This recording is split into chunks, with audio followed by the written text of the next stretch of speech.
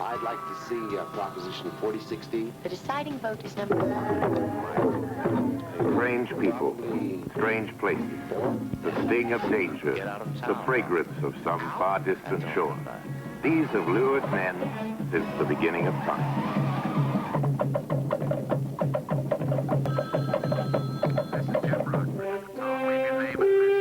For a few men in each generation, wanderlust is a way of life.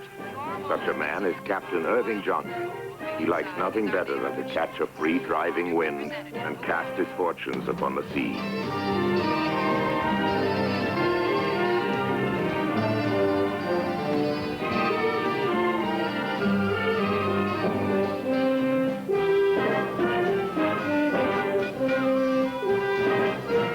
The time is the present, but our story is ages old. We're setting forth on a voyage of discovery. We are sailing around the world.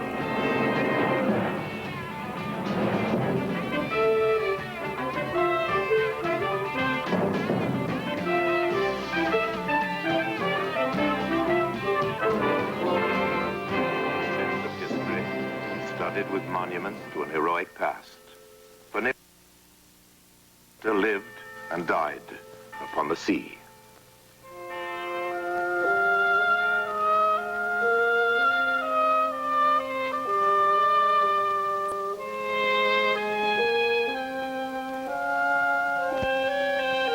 Today, Gloucester's seafaring glory is largely a thing of the past. Where once 500 graceful sailing schooners made up the fishing fleet, there are now barely 200 chugging diesels. But there is one last great sailing ship to keep tradition and memory alive.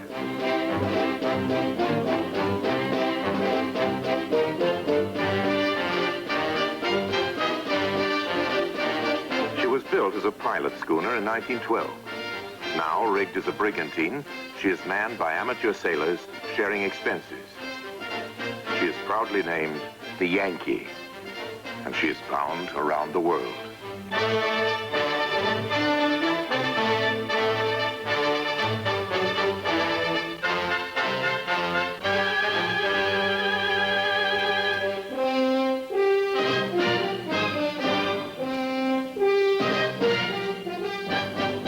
Great sailing ships like the Yankee are rare today, and for every one that does survive, there is a strong and stubborn man who refuses to abandon something grand and beautiful just because its time is past. Captain Irving Johnson is the Yankee's owner and skipper. Since the early 30s, he has sailed around the world no less than 7 times. Well, I was brought up on a farm in Massachusetts as a boy. My brother and I got a Model T Ford and went down and had a look at the ocean. There we saw sailing vessels. So after that, no more farm for me, and the whole thing grew eventually to be a series of voyages around the world. And I only was able to accomplish this dream because I had happened to meet the right girl for a wife. On that first trip, we just wanted to sail around the world and do it and have excitement and adventure. And if anybody had given me a crystal ball and said, this is what you're going to do for 25 or 30 years, do you want to do it? I wouldn't have hesitated a second. I would have jumped at it. It seemed to me then that the voyage was a once-in-a-lifetime kind of thing, but it wasn't long before I knew that one voyage wasn't going to be enough. And that's how the whole thing got started.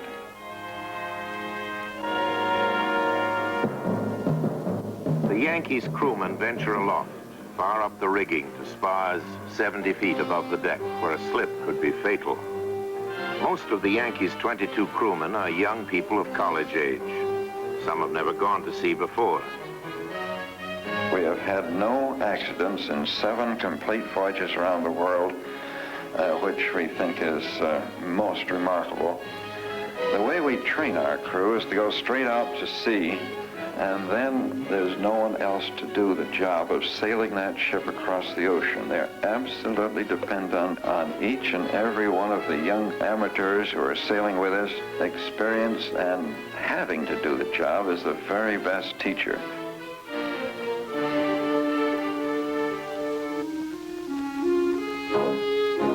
In the main cabin below, Mrs. Electra Johnson tackles the staggering logistics of the voyage, aided by the ship's cook, the only paid crewman aboard. A veteran of 7 world voyages, she's become an expert on housekeeping at sea. More than 10 tons of food have been stowed aboard at Gloucester. At each port, she'll buy more, trading in many different currencies and figuring it all out with an abacus she picked up in the Far East on an earlier voyage.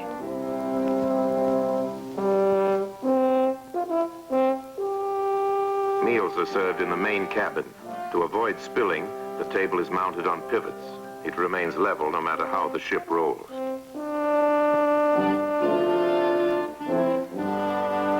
Life aboard the Yankee follows a firm routine. Every day, each crewman stands 2 4-hour watches at the helm.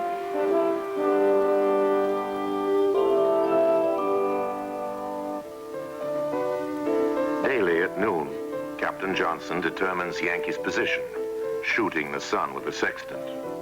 His son, Arthur, and several of the crew serve as standby navigators. Depending on the wind, Yankee may cover more than 200 miles in a day, or less than 50. At best, it's a long, slow way around the world. From Gloucester, Yankee is heading south along the eastern coast of America. In the coming months, she'll pass through the Panama Canal and drive westward across the Pacific. After island hopping through the South Seas, Yankee will pass north of Australia, clear the southern tip of India, and round the African continent at the Cape of Good Hope. If all goes well, Yankee will come home to Gloucester after 18 months and 40,000 miles under sail.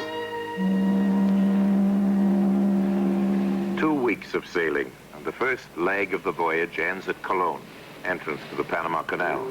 On this highway of maritime commerce, Yankee is dwarfed by huge freighters and tankers shaving close alongside.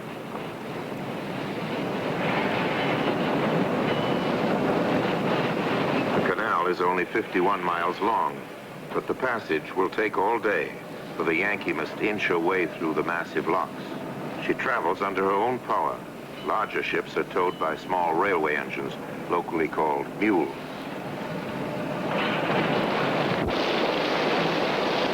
In the afternoon, the sweltering tropic heat breaks in a torrential rainfall. All hands come on deck to cool off and clean up. A company of strangers only weeks ago, the crew is already settling down. On a voyage like this one, an incompatible crew could lead to bitter quarrels and serious dissension. But it's clear by now, this will be a happy ship.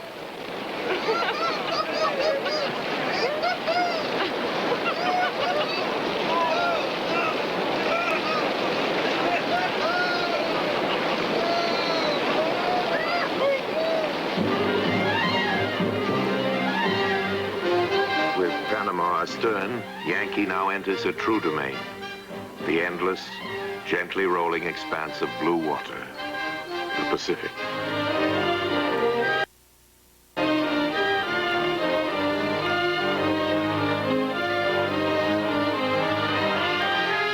Out of nowhere, an escorting school of dolphins appears. Leaping and playing, they'll stay beside Yankee for hours, or even all day. But tomorrow, they'll be gone, leaving a lingering sense of the ocean's mystery.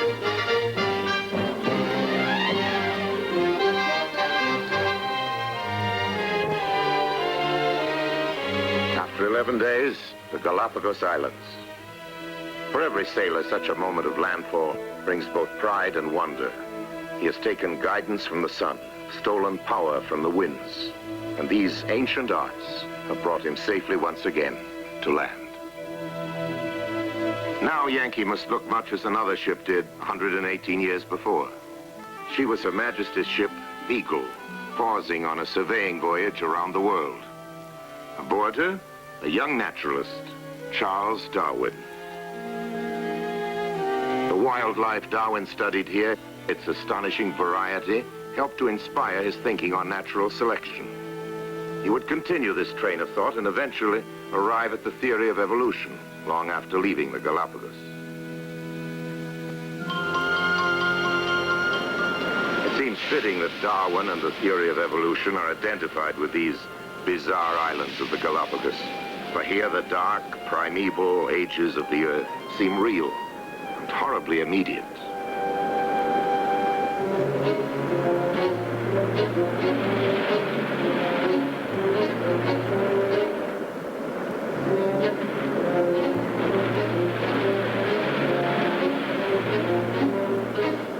Galapagos iguana, the only marine lizard to survive from prehistoric times, lives in vast colonies along the shore. Though barren at first glance, the Galapagos Islands abound with living creatures, those that swim and fly, and walk and crawl.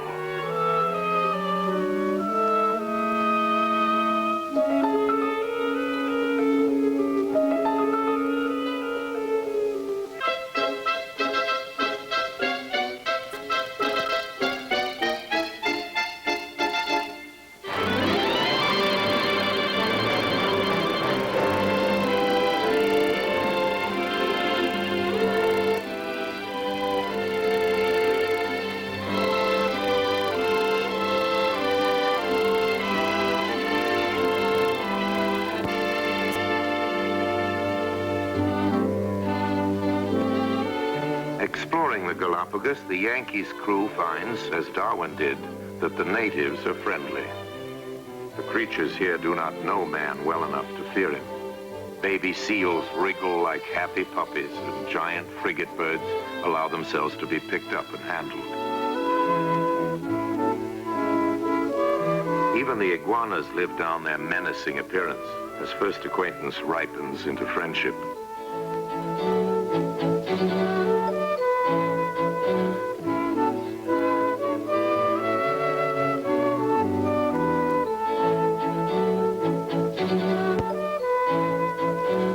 Yankee's crewmen bring their new friends aboard for dinner. Among the guests are a number of Galapagos penguins.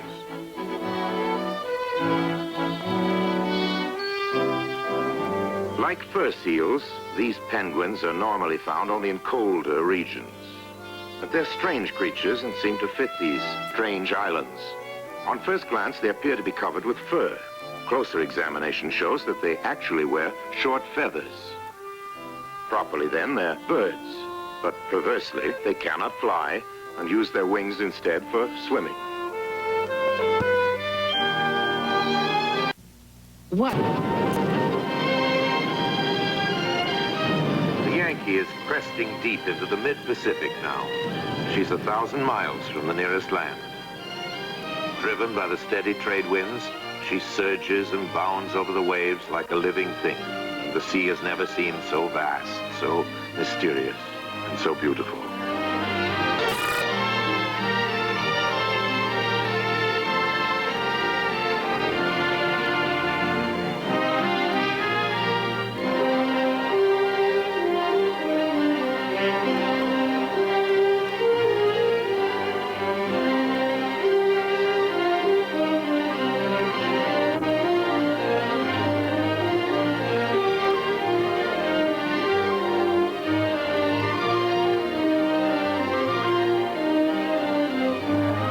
Unbroken voyage of 16 days, Yankee's lookouts sight Pitcairn Island, an isolated tower of rock in mid-ocean. Discovered in 1767, Pitcairn was uninhabited then and seemed likely to remain so. But 22 years later, this desolate island would play a part in the famous mutiny on the Bounty. The Bounty was seized by mutineers off the island of Tofua in 1789. 18 crew members refusing to mutiny left the ship along with their captain, the notorious William Bligh. Led by Fletcher Christian, the mutineers sought pleasure in Tahiti. Later sought a place to hide. Early in 1790, they found Pitcairn, a perfect refuge for British law. Landing here, the mutineers would strip and burn the Bounty, With their Polynesian wives, they thus entered a self-imposed exile. John Adams died in 1829, the last of the original mutineers. But there were full-grown sons and daughters to carry on. And so, from generation to generation, the people of Pitcairn survived by the food they raised on the island, the fish they could wrest from the sea. Today, the people of Pitcairn still live in isolation. The Yankee is the only ship that has paid lengthy and regular visits to the island in recent decades. And the Johnsons are among the few outsiders who know the island as well. Their arrival now is an occasion of great joy. Yankee has returned to a second home.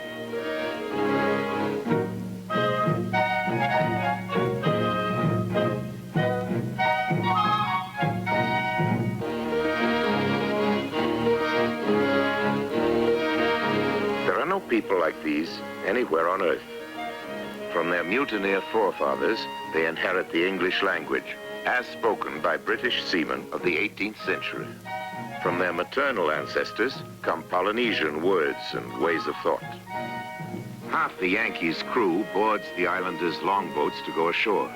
The rest will stay aboard as Yankee beats back and forth at sea.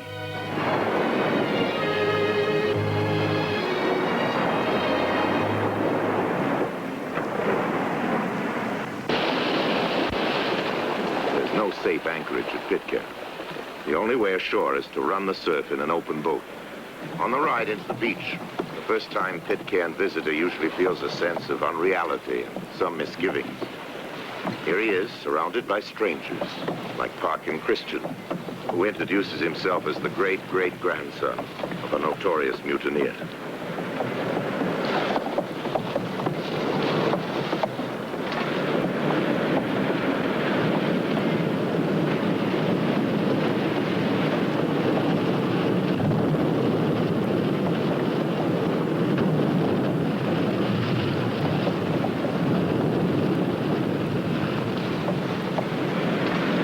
With superb skill, the boats come safely in. By Pitcairn standards, the sea is quiet today. The trip is mere routine.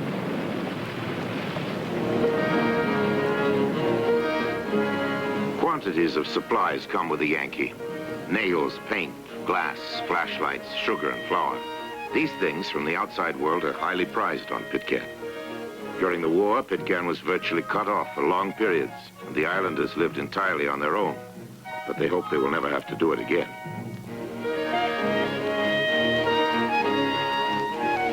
From the boat landing, it's a 300-foot climb up a winding footpath to the headland above, and Adamstown. This is Pitcairn's only settlement and therefore its capital. Population is 153 people. Of them, 55 are named Christian, all descended from the first officer of the Bounty. For Pitcairn's children, today is like Christmas all over again. These presents have been sent to them by Sea Scout troops and civic organizations in New England.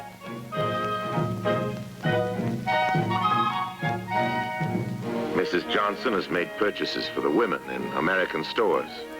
To Pitcairn housewives, the wares of Sears, Roebuck, and Bloomingdale's are overwhelming riches, the stuff of dreams.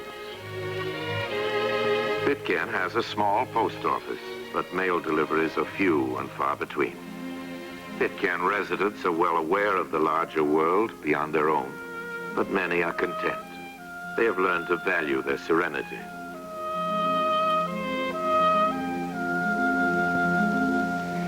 Here there are no telephones, no cars, not even stores. The islanders get along by trading among themselves. The only thing that could be called a local industry is wood carving. The men make fish and turtles, familiar creatures of the sea.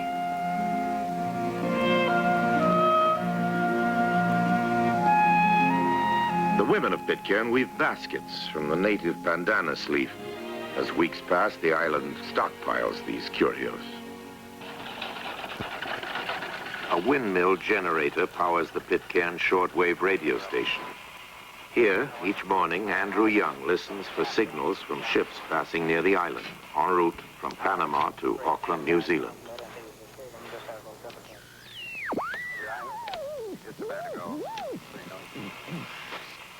On occasion, one of these ships will agree to stop off at the island, and a time will be set for a rendezvous at sea.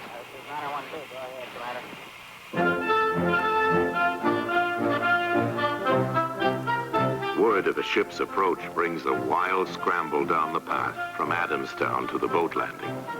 Heavily loaded, the boats head boldly out to sea, regardless of the dangerous surf.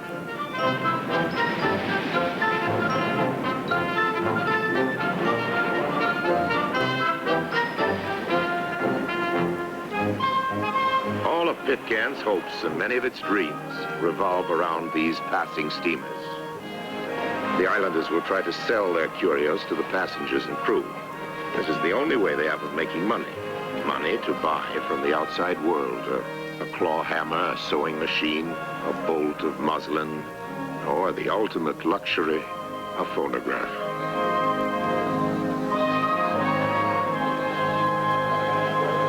They are allowed only half an hour aboard. For this short time only, Pitcairn's history is a marketable commodity. Tourists are eager for a souvenir. Many have never realized that mutiny on the Bounty was more than a Hollywood fantasy. And some are a bit disappointed that Fletcher Christian's descendants don't look more like Clark Gable or Marlon Brando.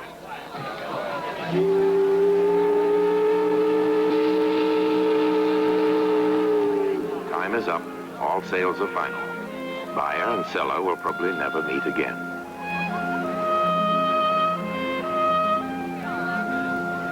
Today, Pitcairn has reaped a meager harvest, a few $100s spread over the whole community, and no one can be sure when another ship will come.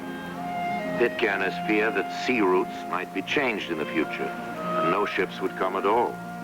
Like beachcombers, the people of Pitcairn can only wait and watch to see what the ocean will bring them tomorrow. Pitcairn belongs to Great Britain. A school has been established, and the children are learning more of the outside world, growing away from the ways of their parents. They come to know that they live on this island because 165 years ago, their forefathers did something wrong.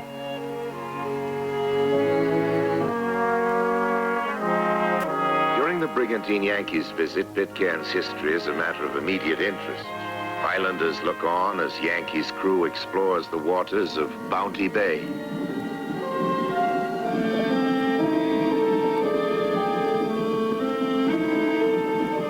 Previously, divers scoured the sea bottom here and located the resting place of the Bounty. A portion of her rudder and some pieces of hardware have been recovered, remarkably preserved, and perhaps further traces of the ship can still be found.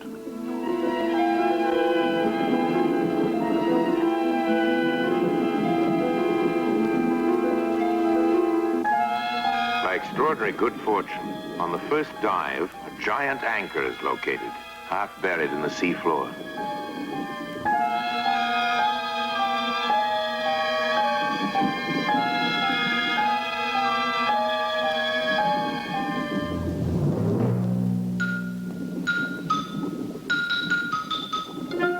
The Yankee's own anchor chain is lowered and made fast. Then all hands pull together, attempting to raise the relic from Bounty Bay.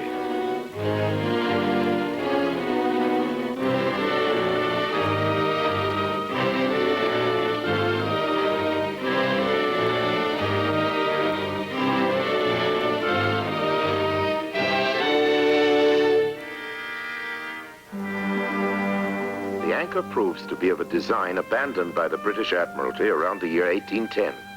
There can be no doubt that it belongs to the Bounty. For the island of Pitcairn, this 12-foot length of encrusted iron is a touchstone of history.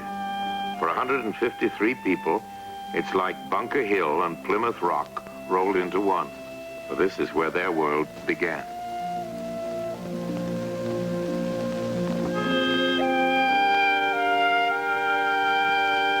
Today, the Yankee must sail on. A somber group of islanders come aboard to say goodbye.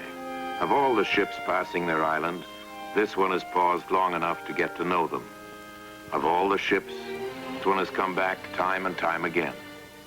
And so, to the Johnsons, Pitcairn has given a rare measure of loyalty and friendship.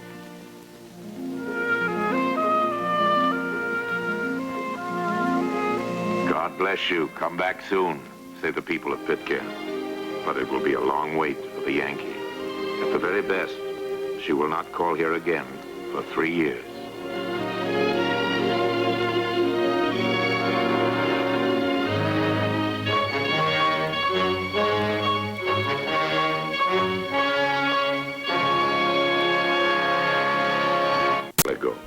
A complicated maze of low-lying coral islands in eastern Polynesia. Exploring these shallow waters is a tense business. Soundings are constantly being taken at the bow. In the masthead, lookouts are on guard.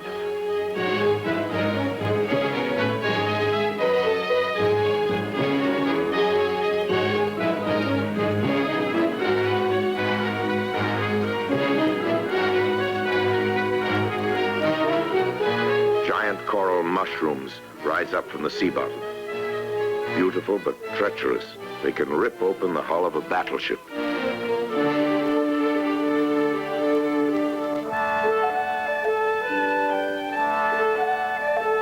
Finally, one sparkling afternoon, emerald mountains appear off the port bow.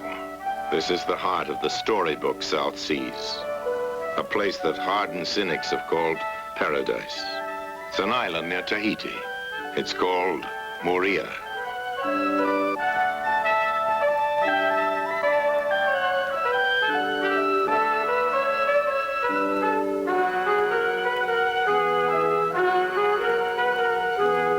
Polynesia has always loomed large in the world's imagination as a place of romance and haunting beauty.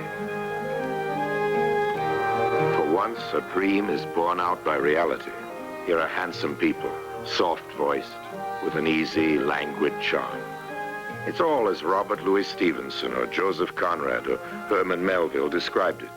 It is indeed a land of gentle people where hibiscus scents the air and orchids grow wild.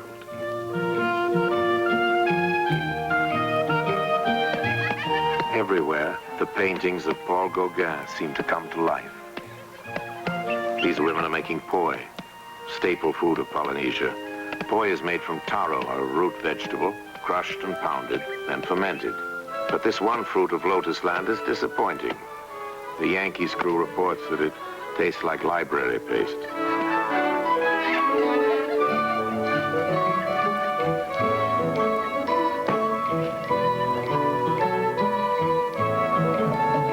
Wrote Herman Melville in 1846, describing the Polynesian dancing girls.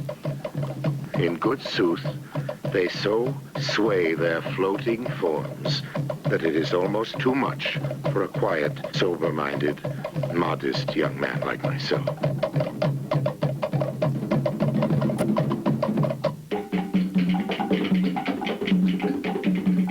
On one island, the Yankees' crew is a little dismayed to find a school that gives required courses in ritual dances. While the rest of the world's children do knee bends and touch their toes, this is a gym class in the romantic land of Polynesia.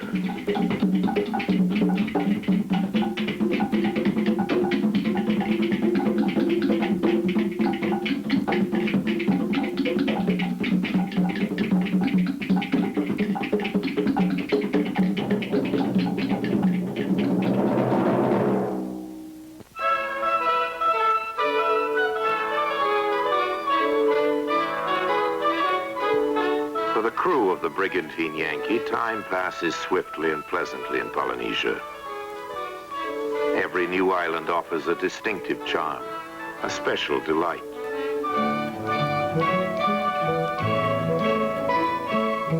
In the Samoan Islands, there's a waterfall, worn smooth through the ages, transformed into an aquatic roller coaster.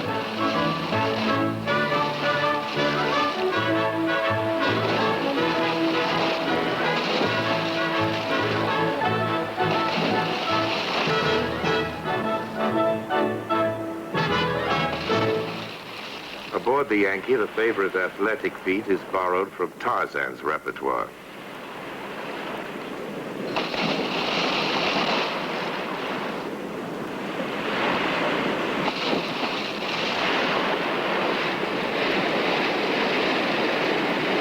For the toughest crewman, there's one sport that verges on self-torture. You're towed alongside in a bosun's chair with a Yankee doing 8 knots. For most people, a few minutes of this is quite enough.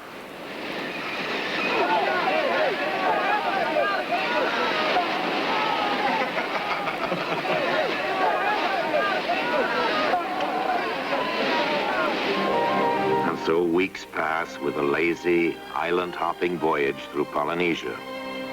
But at last, this is all behind Yankee. She's heading into new and different waters. Yankee's next cruising ground will be Melanesia, a crescent-shaped string of islands lying north and east of Australia. Her special destination is one of the New Hebrides chain, Pentecost Island.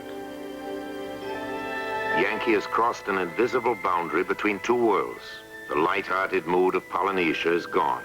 The thickly jungled shore seems dense and mysterious.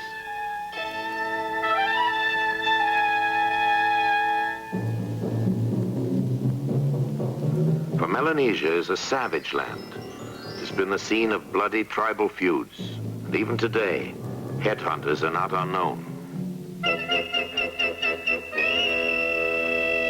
Escorted by a local plantation owner, Yankee's crew starts inland, feeling for all the world like so many Dr. Livingstones on safari. Late in the 19th century, slave traders ravaged these native tribes, luring their victims with colorful trinkets. The day of slavery is now past, but the trinkets still exert an irresistible fascination.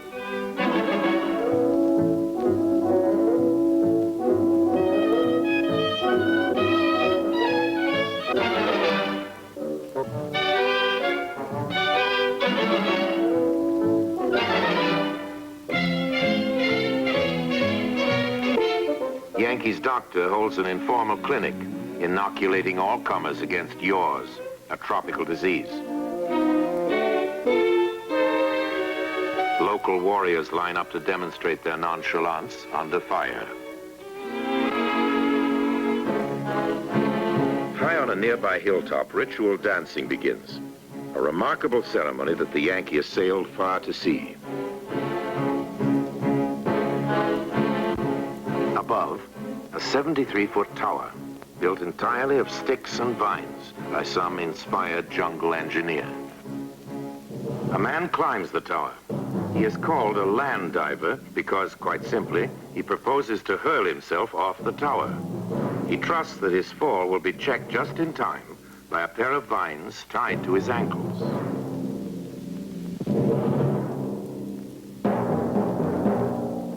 The story goes that once a faithless wife climbed a tree to escape her husband's anger. When he came after her, she tied vines to her ankles, leapt to the ground, and escaped unharmed. Ever since, it seems, the men of Pentecost have felt challenged by this feminine daring. And this is their way of saying to all women, anything you can do, I can do better.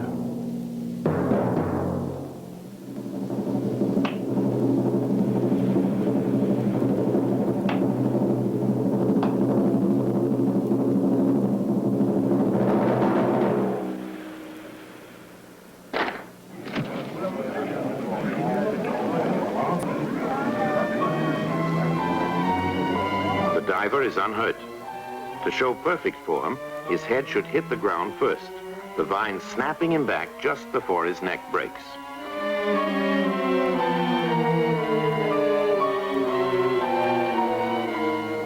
The diving will continue all day, from increasing heights, amid mounting tension.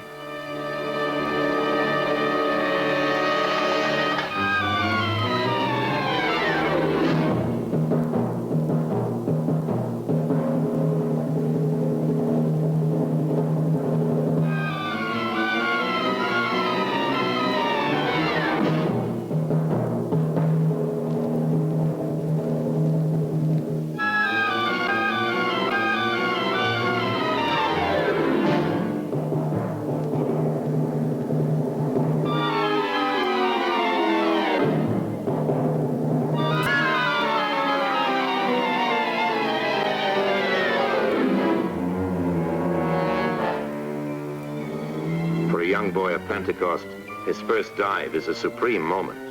This 8-year-old doesn't dare jump. and doesn't dare back down. Finally, the boy's uncle comes to the rescue.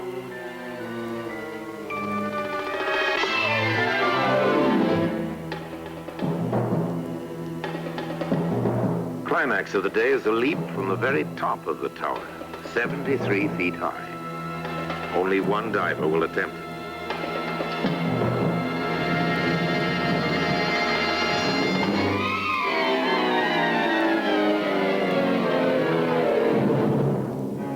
Incredibly, not even this man is injured.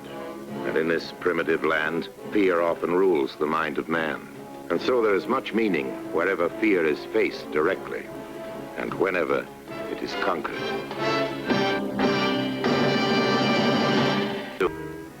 For 20 years now, the guns are stilled.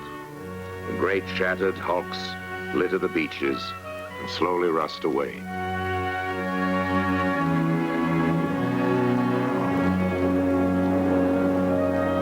Captain Johnson served with the Navy here in World War II. He helped to chart and survey these waters. And so now he can guide the Yankee to many a lonely wreck, the forgotten debris of history.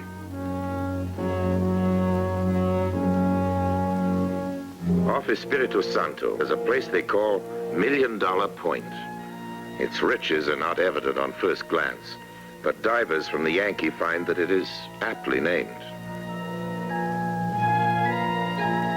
At war's end, U.S. forces dumped more than 15,000 tons of surplus heavy equipment into the sea. And here today is an eerie jungle of derricks, dump trucks, tanks, and bulldozers. Strangely, seawater seems to have protected metal and rubber. Tires are still good. Gears and steering wheels still turn. Throughout the Southwest Pacific, Yankee finds sites like these. Here, millions fought, thousands died, and the battleground is now a junkyard.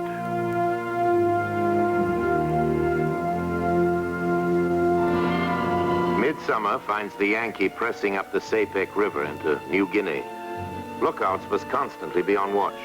Huge chunks of riverbank soil and vegetation, torn away by floods, drift down with a current and snag on Yankee's bow.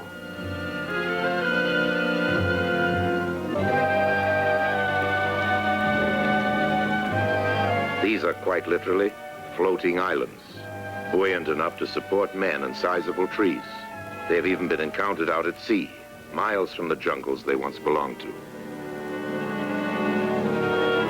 Yankee herself is out of her element now, 270 miles inland, surrounded on all sides by the huge and primitive jungles of New Guinea.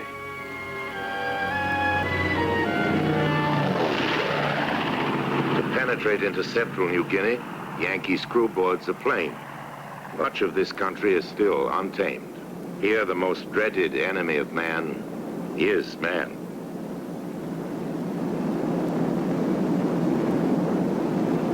These natives live high on mountain ridges where they can beat off attacks by neighboring tribes. The location is hardly convenient. Water must be carried up from the valleys as much as 3,000 feet.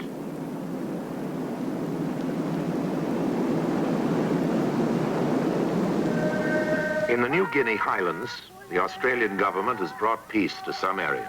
It's quite safe to join the native throngs heading for a gigantic feast and celebration they call a Sing Sing.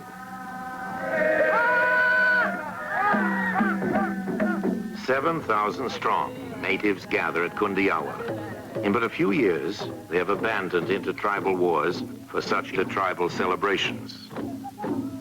Young love is leaping ancient tribal barriers. For these giddy adolescents, the Sing Sings are an excuse for courting.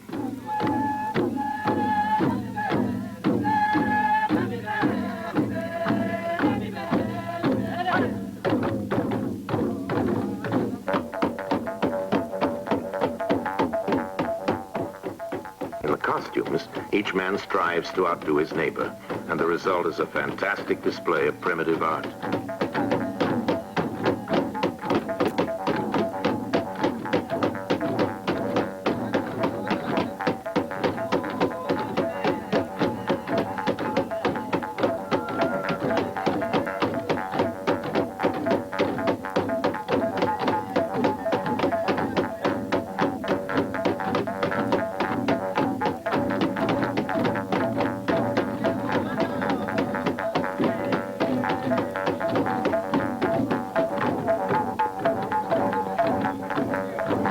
seems incongruous when these savage apparitions interrupt their dance for a cigarette. They have certainly been yanked from the Stone Age into the 20th century. One man's grandfather may well have eaten human flesh. He himself drives a bulldozer for the Australians. His children's children may possibly grow up with color television.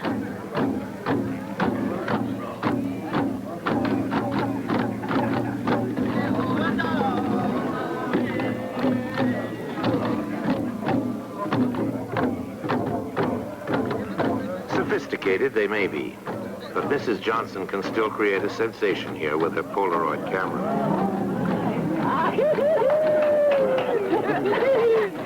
Always, this has been an explorer's privilege, to work miracles before primitive eyes. But those who dream of playing this role had better hurry. Even in the jungles of New Guinea, progress is spoiling the fun.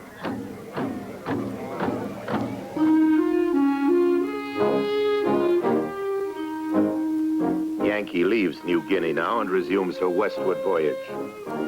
She calls at fabled Far Eastern ports, Bangkok, Singapore, Jakarta, then crosses the Indian Ocean and bears south along the coast of Africa.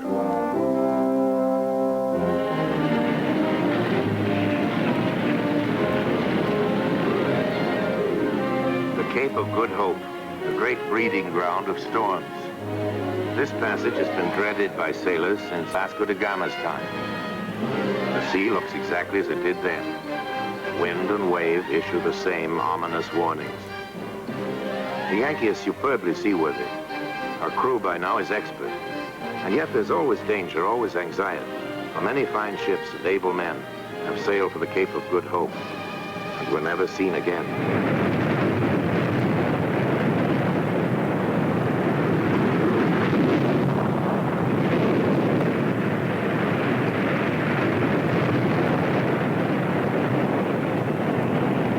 The gale strikes suddenly, full force. It slams against Yankee, a solid wall of wind.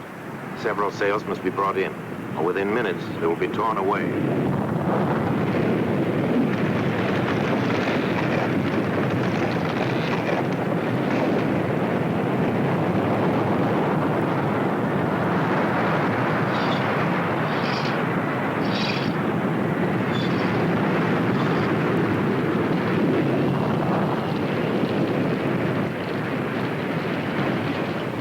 Force 11 up to 72 miles an hour. The sea boils and fumes. The gale chops off the wave tops and beats them into spray. Everything that can be done has been done.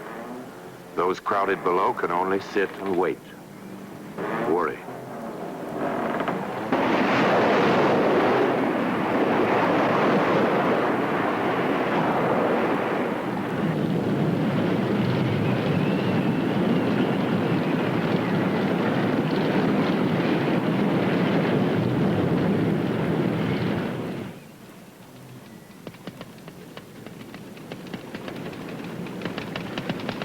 For 2 days, the tumult never ceases, but by dawn of the third day, the ocean rolls more easily.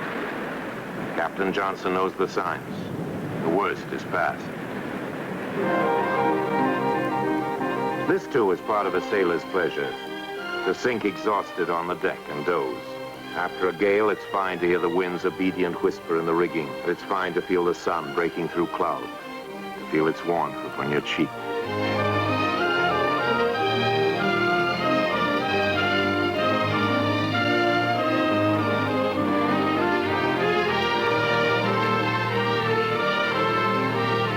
Well aboard the Brigantine Yankee. Sometime during the night, the Cape of Good Hope has been cleared to starboard. Ahead lies the great Atlantic, and then Gloucester, and home.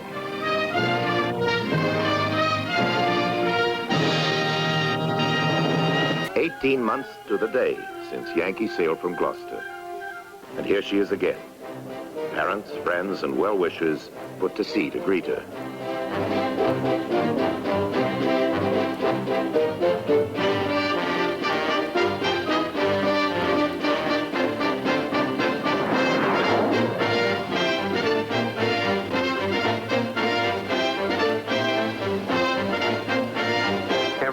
Gloucester, it seems, has come down to the dock. For 20 years, the townsfolk have seen the Yankee finish her world voyages. And each time, it's as if the whole town had won a victory. Among the inevitable events of this happy day, a reporter is certain to ask the Johnsons, "Why have you spent your lives upon the sea?" But it's probably true that those who must ask the Johnsons this question will never really understand. The Johnsons' 7th world voyage was the Yankee's last. Deciding to concentrate on shorter cruises with great reluctance, they sold her. In the summer of 1964, the Brigantine Yankee ran hard upon a coral reef off the Polynesian island of Rarotonga. So ended the charmed life of a gallant ship. She belonged to a vanishing breed. Few like her sail today. And tomorrow, there will be fewer still.